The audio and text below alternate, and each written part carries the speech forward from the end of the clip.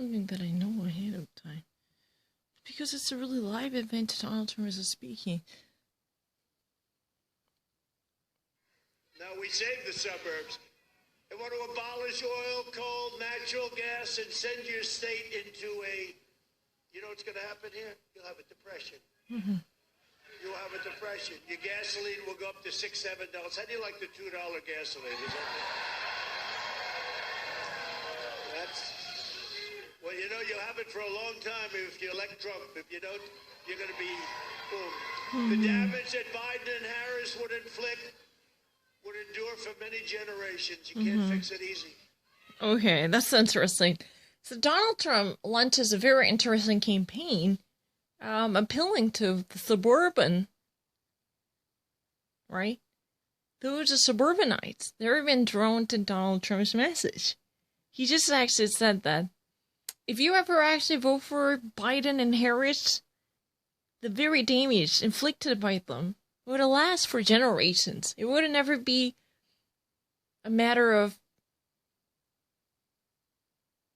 easy change. You can never actually undo the damage that would last for generations to come. Think about it. If they ever actually want to abolish any development in the suburban areas by jacking up the prices of gasoline because of their extremely radical new Green Deal policy, then suburban people, this is really the true case. Because the United States is a heavily divided nation, those along the coast, they would likely to rely on the mass transit or public transportation, or they're at least likely to be in the neighborhood of major shops, so they do not really need to feel the pinch once the gas prices would go up significantly, probably. However, these folks residing in the suburban areas, the gas prices mean everything. When you actually pump up the car, you would notice a significant difference, even if that would be a penny difference. That's really the case. So he's been actually selling the story. If you ever actually vote for Donald Trump, then the $2 gasoline would be perpetuated. This type of cheap gas prices at the pump station, at the gas station, because we're going to witness the very abatement in the gas prices because the heat environmental policy would favor petroleum oil refineries and fracking developers.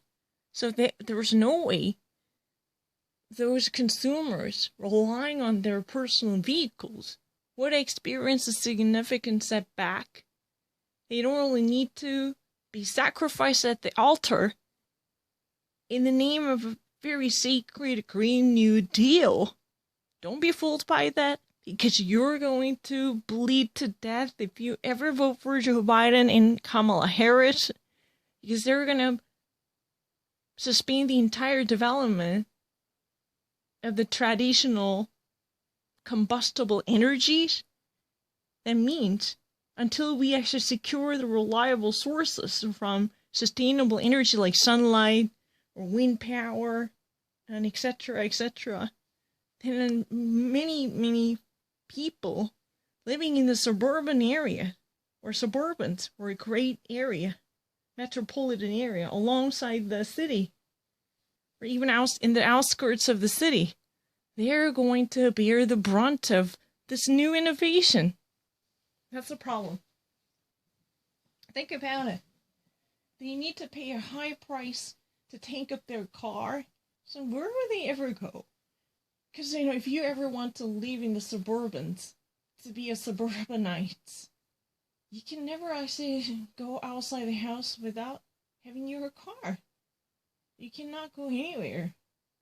If you ever actually wanted to do some grocery shopping, you need to be behind the wheel.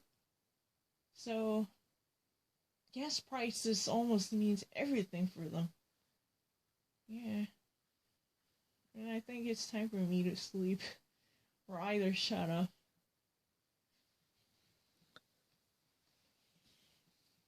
I mean, what I want to say is very simple.